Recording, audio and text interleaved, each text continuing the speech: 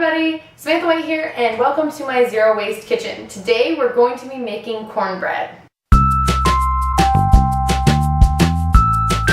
Why are you making cornbread, you may ask?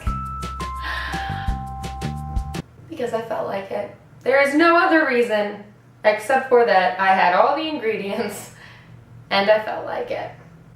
So the first thing we need to do is consult our handy dandy recipe book over here. And it tells me that we need to preheat the oven to 400 degrees. So, I'm gonna slide on over. 400 degrees. Now that is 400 degrees Fahrenheit. In Celsius, it would be, I have zero idea. So look that up on the what? So look that up on the internet because I'm sure it'll tell you. Our oven is preheating. Now we need to get our ingredients assembled, which I have already done. So I have all-purpose flour, cornmeal, salt, sugar, baking powder, 1 egg, cream. The recipe calls for milk. If you've been here before, you know I don't buy milk. So what I do instead is I mix half water, half cream, and then I call it milk. You could just use nut milk or use actual milk. You don't have to use cream, is all I'm saying. And sunflower oil. So this is our ingredients. We also have 2 measuring cups. I recently got this nice big one for like $1 at a secondhand store. So I have so many options now. Measuring spoons, a mixing bowl, a spatula, or a wooden spoon, you know, whatever. Our recipe, this is very important. And then a 9-inch cast iron skillet, which is what this is, or a 9-inch baking pan. I don't own a 9-inch baking pan, so I use a seasoned cast iron skillet. So first things first, I'm the realist. Jesus, why is that a thing? First thing we do is we read the recipe. So in a large bowl, combine the dry ingredients. Wow, that is a helpful recipe. I'm so happy I wrote that down. We need 1 cup. Oh my god, why are you hard to open today? Everything today has just seemed a little harder than it seems necessary for it to be. I lied, we need another measuring cup. So, we're gonna 1 cup all-purpose flour. I'm not even gonna try to put that lid back on. 1 cup yellow cornmeal. What? I know, it's a thing. We're going for accuracy here. We are all about accuracy. That's more than a cup. So close. All right, cup. Now we need 2/3 cup white sugar. Why white sugar, you ask? I don't know. You're asking the wrong person. I think that was the wrong amount of sugar. How much is 2/3? Oops. So I accidentally put in 3/4 cup of sugar because I was looking at the wrong side of my measuring cup, but 3/4 cup is basically the same as 2/3. And it's things like this that happen where I put in the wrong amount of sugar or I put in just slightly more cornmeal than necessary, which is why these recipes are in this book, because they are very adaptable. If you put in a little bit too much of something, it's not going to ruin the recipe. Alright, so now that we put in the wrong amount of almost everything, we're going to go for a teaspoon of salt. Oh, that's a tablespoon. Jesus, what's wrong with me today? Teaspoon of salt. Should we put in a little extra to counteract how much sugar we put in? Maybe.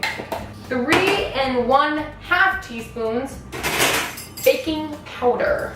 We have all of our dry ingredients in this bowl. I'm going to mix them together real quick just so they're all combined before we add in any of the wet ingredients. So then you stir in the egg, milk, and oil until combined, which is another reason I love this recipe. It's all in one bowl. So 1 egg. Ooh. So I'm gonna mash the egg in there a little bit. So this is 1/3 cup vegetable oil. I use sunflower oil, but I'm like 90-ish% sure it doesn't matter what kind you use.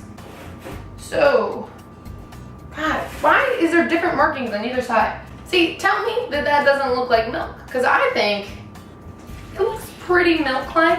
Now you just mix them together. Mix them, mix them, mix them. Okay, so my camera shut off at some point because why wouldn't it today? So what I've done is I've taken my 9-inch cast iron skillet. You can use a baking pan. I greased it, which basically means I took this really nasty rag that I use specifically for cast iron, put a little sunflower oil on it, rubbed it all around my seasoned cast iron pan, which I do all the time anyway, just to keep it seasoned before I like heat it up. But that's just to keep it from sticking. If you're using a baking dish, a 9-inch baking dish, grease your baking dish with your oil of choice and then pour in your fluffy cornbread mixture. It's whatever it is at this point. So for 20 to 25 minutes in the oven, 400 degrees, or until you can stick a knife in the middle of it and it comes out clean. Which it just leaves the greatest look in your cornbread when there's just like a slice in the center of it. We'll be back.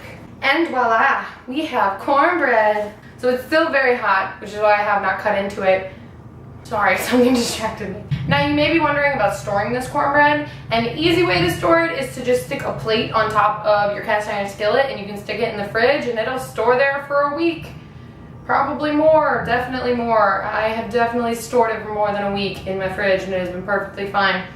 But I will say that I have stored it in my cast iron pan before and it, to me, has started to taste a little metally after a few days. So if I'm not going to eat it in a day or two, I usually opt to put it into a glass container because that way it can't flavor your cornbread at all. That is how I make zero waste cornbread. I buy all my ingredients in bulk and I use cream that is in a glass bottle and eggs that come in a returnable egg carton. And that's how I keep it as zero waste as possible. I hope you guys enjoyed this video. If you did, please subscribe to my channel and, you know, like the video if you want. No obligation, no pressure, but I would love it if you did. Yeah. And I'll see you guys again very, very soon. Have a great day. Bye. This is a lot of things that are happening. It's a lot of stuff.